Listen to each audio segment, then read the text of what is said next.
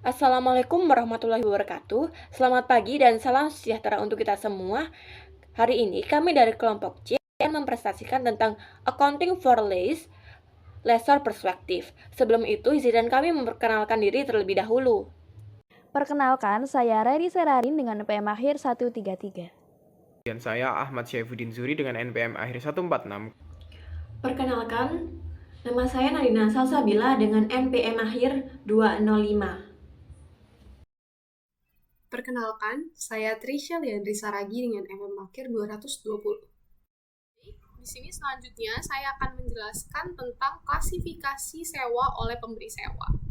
Jadi di sini untuk keperluan akuntansi, pemberi sewa itu mengklasifikasikan sewa menjadi dua, sewa pembiayaan dan juga sewa operasi atau finance lease dan juga operating lease.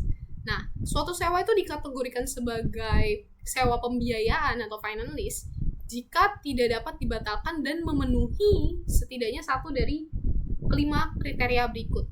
5 kriteria itu ada uji pengalian kepemilikan, uji opsi pembelian, uji jangka waktu sewa, uji nilai kini, dan uji penggunaan alternatif. Di mana uji pengalihan kepemilikan ini adalah jika kepemilikan aset dialihkan ke penyewa pada akhir masa sewa, itu bisa diklasifikasikan sebagai sewa pembiayaan. Lalu untuk opsi pembelian, jika penyewa hampir pasti akan menggunakan opsi untuk membeli aset dengan harga yang jauh lebih rendah dari nilai wajar aset, maka sewa menjadi finance lease atau sewa pembiayaan. Lalu uji jangka waktu sewa, jadi jika masa sewa mencakup sebagian besar usia ekonomis aset, maka sewa harus dianggap sebagai finance lease. Sesuai panduan dari IFRS 16 menyarankan jika jangka waktu sewa mencapai 75% atau lebih dari usia ekonomis aset, maka langsung diklasifikasikan sebagai sewa pembiayaan. Lalu ada juga uji nilai kini. Jika nilai kini pembayaran itu mendekati dengan nilai wajar aset, maka dianggap bahwa pengendalian atau kepemilikan aset telah dialihkan ke penyewa. Jika nilai kini pembayaran sewa mencapai 90% atau lebih dari nilai wajar aset, sewa dianggap sebagai finance lease. Nah, dalam uji nilai kini terdapat pembayaran sewa yang meliputi pembayaran tetap yang tercantum dalam perjanjian, pembayaran variabel berdasarkan indeks atau suku bunga, ada juga nilai residu atau nilai sisa baik yang dijamin maupun tidak. Lalu ada pembayaran untuk opsi pembelian atau penghentian yang kemungkinan besar akan dilakukan penyewa. Dalam uji nilai kini juga pemberi sewa harus menggunakan tingkat diskonto implisit untuk menentukan nilai kini pembayaran sewa. Yang terakhir adalah uji penggunaan alternatif, di mana jika pemberi sewa tidak memiliki penggunaan alternatif untuk aset setelah masa sewa berakhir, dianggap bahwa pengendalian aset telah berpindah ke penyewa, sehingga sewa diklasifikasikan sebagai finance lease atau sewa pembiayaan.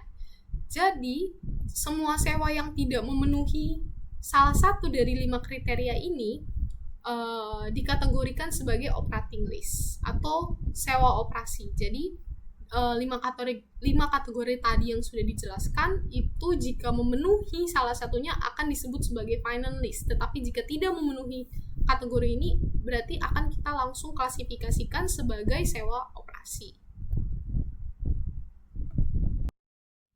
Selanjutnya adalah pengukuran dan penyajian akuntansi, di mana pemberi sewa akan mencatat finance lease mirip dengan penjualan aset yang dibiayai pinjaman, yaitu dengan menghapus aset dan mencatat piutang sewa sebesar nilai kini pembayaran sewa. Nah, dengan perhitungan bahwa piutang sewa itu selama masa sewa menggunakan metode suku bunga efektif. Jadi bisa dihitung dengan piutang sewa sama dengan nilai kini pembayaran sewa ditambah nilai kini sisa yang dijamin dan tidak dijamin. Sementara untuk sewa operasi, pemberi sewa tetap mengakui aset dalam laporan keuangan dan mencatat pendapatan sewa dengan jumlah yang sama setiap periode. Aset disebutkan menggunakan metode garis lurus. Akuntansi untuk finance lease atau pemberi sewa di sini dibagi menjadi dua, yaitu sale type lease dan direct financing lease. Nah, biasanya untuk sale type lease ini terjadi saat produsen atau pengecer menggunakan sewa untuk memasarkan produknya. Misalnya, produsen komputer menyewakan perangkatnya kepada bisnis, kepada orang lain gitu, contohnya. Kalau misalnya direct finance lease terjadi ketika pemberi sewa utamanya bergerak di bidang pembiayaan, jadi seperti bank dan perusahaan asuransi. Nah, pada sale type lease ini hanya mencatat pendapatan penjualan, harga pokok penjualan, dan juga pendapatan bunga. Sementara direct financing lease itu hanya mencatat pendapatan bunga. Nah, contohnya kalau misalnya sale type lease ini Misalnya ada CNH Global atau Inferno Mines, perusahaan, dia itu masa sewanya selama 5 tahun, perjanjian tidak dapat dibatalkan dengan pembayaran sewa tahun di awal tahun, menggunakan basis annuity due. Nilai wajar backhoe saat sewanya itu sebesar 100.000 euro dengan masa manfaat ekonomis 5 tahun dan nilai sisanya dijamin sebesar 5.000 euro. Nah, biaya backhoe untuk dealer CNH ini adalah 85.000 euro.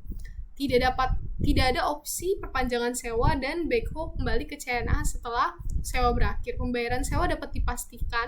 CNH menetapkan pembayaran sewa tahunan dengan tingkat pengembalian 4% per tahun berdasarkan investasi.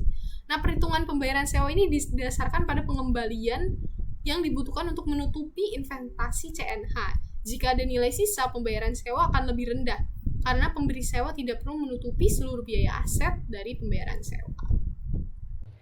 Perhitungan piutang sewa atau lease receivable.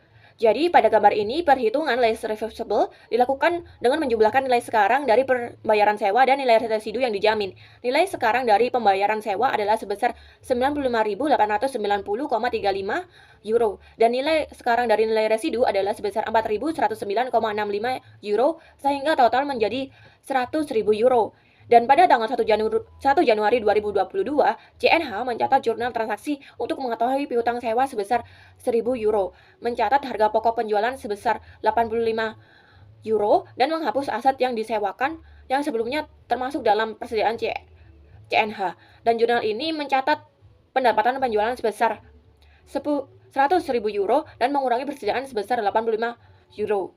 Atau dapat dilihat yaitu sebagai berikut, yaitu lease receivable atau piutang sewa sebesar 100.000 euro pada sales revenue sebesar 100.000 euro dan ada cost of goods sold sebesar 85.000 euro dan inventory sebesar 85.000 euro. Hasil dari pencatatan ini menunjukkan laba kotor sebesar 15.000 euro, di mana didapat dari 100.000 euro dikurangi 85.000 euro di laporan laba rugi. Selanjutnya, CNH menyusun jadwal amortisasi sewa menggunakan metode bunga efektif, di mana pendapatan bunga diakui berdasarkan saldo piutang sewa. Jadi dilihat pada gambar, yaitu ada CNH Capital Lease Amortization Schedule. Ada 5 tabel, ada tanggal, terus ada annual lease payment, ada interest on lease receivable, di mana interestnya adalah 4%, lalu ada reduction of lease receivable, dan ada lease receivable. Selanjutnya, saya akan menjelaskan tentang nilai residu atau nilai sisa dijamin dan tidak dijamin dalam perspektif pesewa. Jadi, nilai residu dijamin dalam contoh ini adalah pemberi sewa atau pesewa memberikan jaminan nilai residu sebesar 5.000 euro. Dan untuk menghitung jumlah yang akan diperoleh oleh pembayaran sewa, nilai sekarang dari nilai residu dikurangkan dengan nilai wajar alat yang disewakan, yaitu 100.000 euro dikurangi oleh 4.109,65 menjadi 95.890,35. Jadi CNH kemudian menghitung pembayaran sewa untuk mencapai pengembalian 4% selama 5 tahun dengan setiap pembayaran sebesar 20.711,11. Dan perhitungan pada gambar akan tetap sama, baik jika nilai residu dijamin maupun tidak dijamin.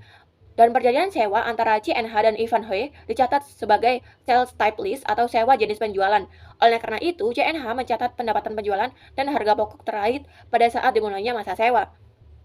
Dan jika nilai residu dijamin, CNH mencatat nilai residu yang dijamin ini sebagai bagian dari pendapatan penjualan. Karena pemberi sewa atau penyewa, yaitu CNH, akan menerima jumlah di akhir masa sewa, baik dalam bentuk uang tunai, itu jika ada pembayaran tambahan dari penyewa, atau dalam bentuk nilai residu dari aset yang dikembalikan. Lalu, nilai residu tidak dijamin. Pada kasus ini terdapat sedikit kepastian bahwa bagian nilai sisa aset yang tidak dijamin telah terjual, yaitu pesewa mengakui pendapatan penjualan dan harga pokok penjualan hanya untuk bagian aset yang jaminannya dapat diyakini, lalu baik pendapatan penjualan maupun harga pokok penjualan dikurangi dengan nilai kini dari nilai sisa tidak dijamin, lalu laba kotor yang dihitung akan tetap sama jumlahnya pada saat kondisi sisa dijamin. Dan untuk membandingkan sewa berjenis penjualan atau sales type lease dengan nilai sisa dijamin dengan nilai sisa yang tidak dijamin, asumsikan fakta yang sama pada asumsi sewa CNH ataupun Ivanhoe, yakni harga jual sebesar 100.000 euro dan nilai sisa yang diharapkan yaitu sebesar 5.000 euro atau nilai kini sebesar 4.109,65 euro dan harga perolehan peralatan sebesar 85.000 euro. Selanjutnya yaitu mengenai akuntansi pesewa untuk sewa operasi.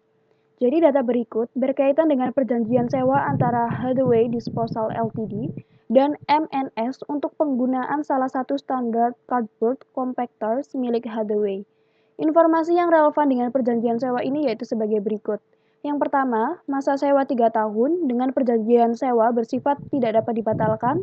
Pembayaran sewa tahunan sebesar 17.620,08 pound sterling dengan pembayaran pertama dilakukan pada 1 Januari 2022, yaitu dengan menggunakan annuity due basis. Kemudian, peralatan kompaktor memiliki harga perolehan dan nilai wajar pada saat permulaan sewa sebesar 60.000 pound sterling, estimasi nilai ekonomis 5 tahun, dan nilai sisa pada akhir masa sewa sebesar 12.000 pound sterling, di mana ini tidak dijamin. Kemudian, perjanjian sewa tidak berisikan opsi pembaruan. Peralatan kompaktor dikembalikan kepada Hathaway pada saat masa sewa berakhir. Lalu yang terakhir, suku bunga implisit pesewa tidak diketahui oleh MNS. Suku bunga inkremental sebesar 6%. Hathaway menetapkan tingkat sewa tahunan untuk mendapatkan tingkat imbalan adalah sebesar 6% per tahun atau implicit rate dari nilai investasinya. Nah, jadi untuk mengilustrasikan metode sewa operasi pada perjanjian sewa Hathaway atau MNS, Hathaway mencatat pembayaran sewa menggunakan basis garis lurus pada 1 Januari 2022, 2023, dan 2024 yaitu sebagai berikut. Di mana cash didebit sebesar 17.620,08 pound sterling dan unearned lease revenue dikredit sebesar 17.620,08 pound sterling. Kemudian pada 31 Desember 2022, 2023, dan 2024, Hathaway mencatat pengakuan pendapatan tiap periode yaitu sebagai berikut.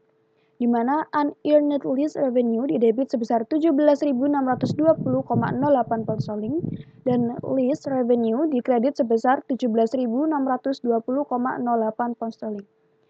Kemudian, Hathaway juga mencatat beban depresiasi atas peralatan sewa dengan asumsi menggunakan metode double declining balance, di mana harga perolehan sebesar 60.000 pound sterling dan masa manfaat 5 tahun, maka jurnalnya yaitu sebagai berikut. Di mana depreciation expense didebit sebesar 24.000 pound sterling dan accumulated depreciation equipment dikredit sebesar 24.000 pound sterling. Nilai ini diperoleh dari harga perolehan dikalikan dengan tarif dengan metode double declining sebesar 40%.